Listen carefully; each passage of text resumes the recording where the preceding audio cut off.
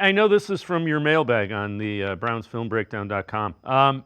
Have we seen the ceiling of Kevin Stefanski's offense? I'm curious as to your thoughts on that.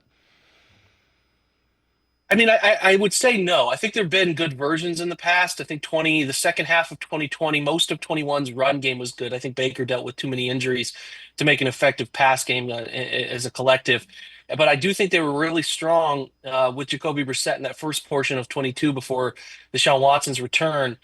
Let me phrase it this way. I think that there's ways in which that offense, the core principles and how they identify um, the run game, pass game, deception stuff it's it hasn't reached the ceiling because I don't think they've effectively added in the layers that make it an effective, high end operating offense. I think they've been one of the worst motion usage teams across the board. I don't think they've gotten their wide receivers as active in the run game in terms of blocking, inserting into the B gap, C gap, getting them effectively operating as tight ends at times, and also making the tight ends a more featured part of the passing game too when they get into those heavier personnel groups, not just David, but other tight ends as well. So I think that they have a baseline that can be pretty effective. At least they've shown that in years past. But if you can get some modernization in terms of formation variations that keep defenses on their toes, and then you obviously can tie in more, I think, effective motion usage.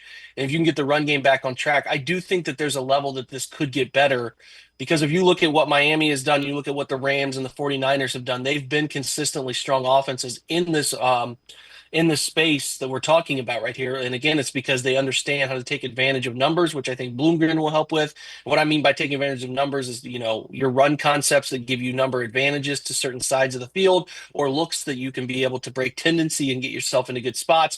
And then I just think they haven't been able to, in 4 years, 5 years, be able to effectively dial in how to use motion as an advantage to what an offense can do. So I think that's a big part where Tommy Reese hopefully is a big addition for them as a leading voice, not just a supplementary voice. Where he talked about he really only focused on tight ends last year. So hopefully he can get into more of a leading voice and be a difference maker there.